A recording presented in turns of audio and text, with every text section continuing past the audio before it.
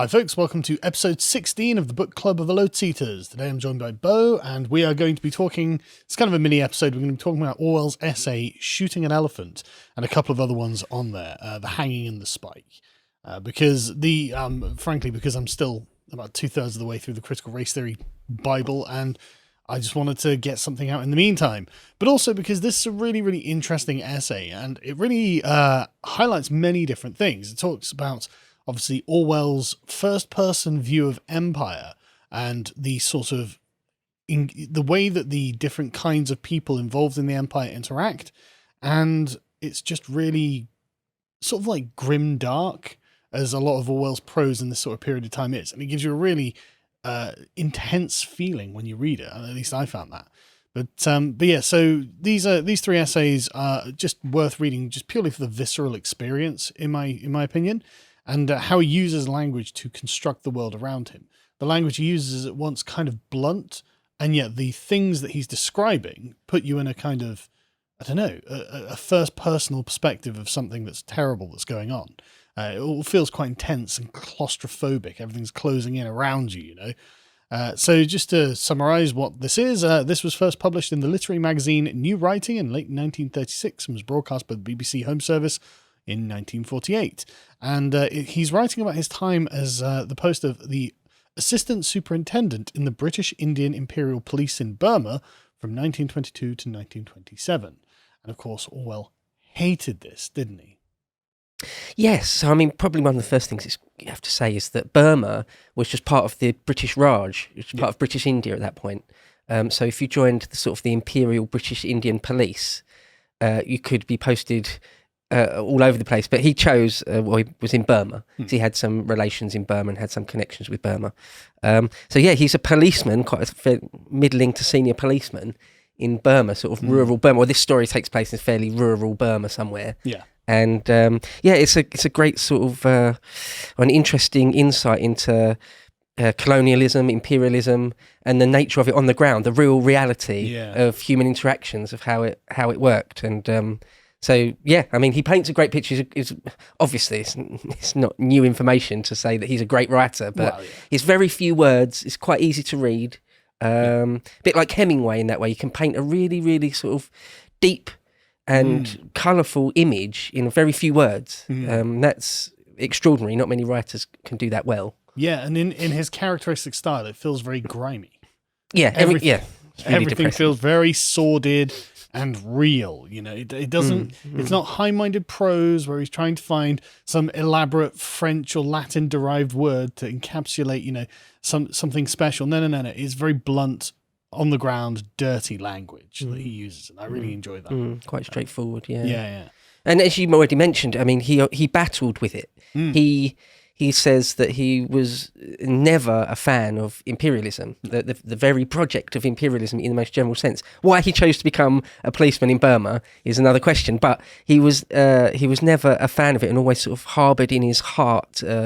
He was not on the side of the imperialists. But he just openly admits it. Yeah. But he's because he was a socialist, obviously that made him anti-imperial. And so why he ended up there, as you say, anyone's guess. But it's genuinely fascinating, his perspective, and the things that happened there I find really interesting as well, because it's not how I would have expected an empire to be. Like, we'll go into it in a minute, but like I was genuinely like, right, okay, this is very strange. So I guess we may as well just get started and we'll comment along the way as we go. Sure, because I'd just say one thing real quick, which is in the book Why Orwell Matters by Christopher Hitchens, there's one line in there where it sums it up sort of perfectly. This is Hitchens about Orwell. He says that Orwell, clearly worried at some level that the experience of being a cop was turning him into a sadist or an automaton. Really? That's very interesting. I mean, that's it in a nutshell almost, isn't it? And he explores it. Orwell explores it in various ways, but if we talk about the short story or essay, if you like, of shooting an elephant. Yeah, so shooting an elephant. So he's stationed in Moulmein in Lower Burma. And he points out that everyone hates him. Like everyone around hates him. He says he's hated by large numbers of people where anti-European feeling was very bitter. And these people take every opportunity to mock and deride the British. Now, this was the first thing I found very strange. like he gives the example where he's tripped up at a game of football they call them the Burmans.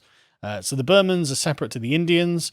They're not the same. And he gets tripped up at a game of football and the crowd laugh and hoot insults at him.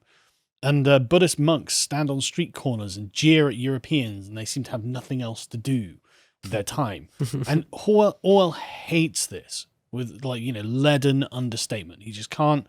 You can just feel the weight of when he says, I despise this, or however he frames it. And so this is something I just find amazing. Like, what kind of empire are we running here? Like, did the SS get jeered at on the streets of Paris by the French? Probably not. Like, did the Mongols get jeered at in whatever cities they took and actually kept rather than killing? Like, did they get jeered? I don't know. I feel like being jeered at from a distance is actually quite, like, not that bad. Oh, like, they're not. There's not like multiple death squads to kill every Englishman. It's just jeering at a distance. Well, he goes on to point out that they're unarmed. So right. Well, yeah. But the point is, like, like that's a level of disrespect I wouldn't have expected in an empire. You would have thought, no, you. I mean, I don't know. Did the Romans get this? When they were occupying the Mediterranean, when they were walking around in the streets of Athens or something, did the Athenians just jeer at the Roman soldiers to demoralize them? I don't know. No, I've never heard this. I've never heard that being said anywhere. But it just strikes me as just sort of like a level of disrespect I would have thought would have been punishable, like legally punishable, by whatever the laws that the colonial power would have implemented. We weren't really into that, were we? No, not really. It's very liberal. As empires go, as full-blown colonialist, imperialist empires go, the British Empire was extremely lenient. I think especially in places like Burma, it's a very soft touch. I mean, he says there's him and a couple of other guys to be sort of overseeing, for want of a better word, thousands and thousands and thousands of people. So it's there's not really much empire, to be honest, if you know what I mean. Yeah, there's not much of it there. Like the actual apparatus of imperial rule is absolutely minimal. And don't get me wrong, I put this down to the British being cheapskates. I put it down to them being, well, like, how can we do this on a budget? But like, I just never. Whenever I'm reading about any other empires, I never get the impression that it's acceptable to just jeer at the colonial forces, the imperial forces. Like, did Cyrus's forces get jeered by the Babylonians when they're on the street? I just can't imagine it. I don't know. I feel like a lot of empires, it would be way beyond jeering. Like, for example, I'm just one thing that's sticking in my mind is the Romans in Britain and the Icenian revolt. They weren't looking to jeer at someone behind their back when they're just out of earshot. They were waiting for their moment to kill every last man jack of them. So it's way more serious than a bit of jeering. Yeah, but that strikes me. Just one example, of course. No, that's great. That's exactly my point, though, because, like, it could well be the jeering is effectively like a sort of cathartic outlet. And if you're not allowed to jeer, that you sit there and build up these deep resentful feelings. It's like, right, I can't just go and express my feeling about the Roman occupation or whatever. So I guess we're going to have a revolt in Judea or wherever it is, because what can we do? We can't live like this. But if you can tell them to their faces how much you hate them and laugh at them when they fall over in a game of football, it could well be that these sort of feelings don't get bottled up and then people sleep better at night or something like that. So it might have actually been, as unpleasant as Orwell found it, it might actually have been like a release valve for the empire to prevent revolutions going on constantly. Quite possibly. I mean, there's a line there. Do you have the one about... I've got it here if you haven't got it. But the one, it says, and in an aimless, petty kind of way, anti-European feeling was very bitter. No one had the guts to raise a riot, but if a European woman went through the bazaars alone, someone would probably spit dirty juice on her dress. This weird thing that they chew. So people would probably spit at white women if in the bazaars. So there's obviously resentment. There's obviously, it's a great way of describing it. It's bitter, but it's kind of aimless and petty. Yeah, it's not really murderous. Yeah, because I mean, I'm sure. Like, think of like the Asiatic Vespers when was it Mithridates IV or whatever kills 100,000 Roman citizens in the East. It's very much like a very mild and British version of that. It's like, we're going to spit on you. Like, we're not going to murder you, it's slightly different. We're not going to castrate every Roman in the provinces or anything. We're going to spit on you.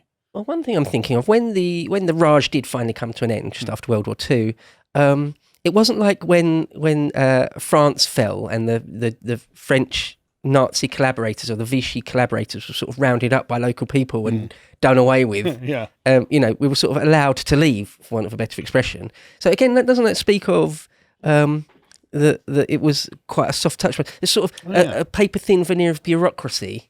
Yeah. And not much more than that, it seems. Certainly by the 20th century, anyway. Yeah, I mean, that's the impression I get, to be honest. And, I mean, I don't want to say that I'm understating it or anything, because there are, of course, times where you got the hard edge of empire applied to you. Like the conquest of Burma, I haven't actually looked into it deeply, but it was a hard edge conquest. It wasn't like the sort of, the imperial annexation of India, because that was done through the East India Company, wasn't it? So it wasn't like, it wasn't the same, but, Robert Conquest called it an imperial failure of Britain, whereas India wasn't an imperial failure. So it's just interesting that, it does come off as a very thin veneer of these things. And I remember reading into Uganda as well. Uganda was never a colony, it was a protectorate. And basically, British people were forbidden from owning land there at the behest of the native Ugandan tribes. And they were essentially just, an autonomous self-governing colony. Well, not even colony, protectorate. That we had trade relations with them. We would build railroads and things like that. So we've got infrastructure to keep goods moving.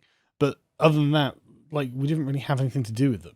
There wasn't much in we didn't colonize or anything. So it's just interesting how, like, the empire takes on different characteristics depending on whereabouts you are. Definitely. I thought it was also interesting the way Orwell isn't afraid to admit that it annoys him. It pisses him off that they're sort of ungrateful. Yeah, that they would sort of jeer at him or spit at the women or something. And he's sort of, it really annoys him, doesn't it? At one point, is it in one of the essays? He says that he daydreams about sticking a bayonet in their guts and things. I mean, obviously that's an extreme. Well, anyway. But I mean, you can understand where he's coming from, because, like, I bet you, if you were a native Burmese, I bet you could go quite a long time without actually having to interface with British bureaucracy in your daily life. You could probably just go out into your field, do your farming, go home, spend time with your kids, do whatever you do as a, native Burman. And, like you say, it's not like this all-pervasive bureaucracy that's invading every aspect. There aren't soldiers on street corners and things like this. So there's probably a good chance that a lot of them don't even know the British are there. Like in some more remote villages, just be like, what's a British, But anyway, so he says that he hates imperialism by this time and theoretically supports the Burmese against their oppressors and oppressors, the British, us, and carries an intolerable sense of guilt after seeing the dirty work of empire up close, because him being involved in the police and the bureaucracy itself, he sees like people in cages who have been arrested for crimes and things like this, because for some reason we decided we had to bring law and order to the entire world, and that means law. Oh, heaven forbid! Yeah, I know. Heaven forbid. What a despicable thing to have dreamt up. I know. It was a terrible thing. But what I found interesting about this is that he, as an Englishman, feels oppressed by this as well. Like, so he feels that they feel oppressed, and he feels personally oppressed by having to do it. And there's a great quote here. He says, "I was stuck between my hatred of the empire I served and the evil little beasts who tried to make my job impossible." So he's stuck doing a job he hates in a remote country that he obviously doesn't like for an empire that he hates. And so this is all in the first 2 pages. So the atmosphere is deep and thick and, heavy with like the moral grease that Orwell is famous for laying on what he's describing. But, yeah, I mean, there's a quote. That's a quote, isn't it? Intolerable, that he felt an intolerable sense of guilt. Yeah, and evil-spirited little beasts. I mean, he thought the British Raj would quote an unbreakable tyranny. How wrong he was. It's at one point he said he didn't really realise the British Empire was dying, or that it would soon be all over in the subcontinent. He didn't even really realise that. And I find it interesting that he puts that it would be supplanted by worse empires. Like he expected whatever to come after Britain would be worse for the people it was going to be operating over. And that would have been true. I mean, I can't think of a lighter touch empire than the British Empire at this point. Especially with Gandhi as a perfect example. Like, if you can overthrow an empire by passively resisting, then that empire, that doesn't happen in the Soviet Union. That doesn't happen in Nazi Germany. So the British Empire must have had a particular character that they knew they could take advantage of. And Orwell does make it abundantly clear a few times how much he doesn't like what he's doing. No. And one of his first proper novels, Burmese Days, there's a character in that, Flory, a policeman in Burma. It was obviously him I to wonder some who degree. that's a representation of. And I don't know if you've ever read the Graham Greene novel. What's the one? Oh God, it's the one again. It's set in a really stifling, hot colonial setting. The Heart of the Matter. Don't know if you've ever read that. Don't bother. No. It's boring. I had to do it at A-level at one point, and it's interesting, but it's also boring. Yeah. And anyway, Burmese Days predates that a bit, but it sort of talks about very similar things. And in Burmese Days, Florrie, the main character, says that he's living in a stifling, stultifying world, and he, doesn't like empire or colonialism either. And he says in his life, in which every word and every thought is censored because he can't speak the truth, he can't speak what he really thinks. Freedom of speech in that context is unthinkable. The secrecy of your revolt poisons you like a secret disease. Your whole life is a life of lies. Must maybe be like working for the NHS. Right. Yeah. I can imagine like working for the Cabinet Office or something. Yeah. And having a conscience.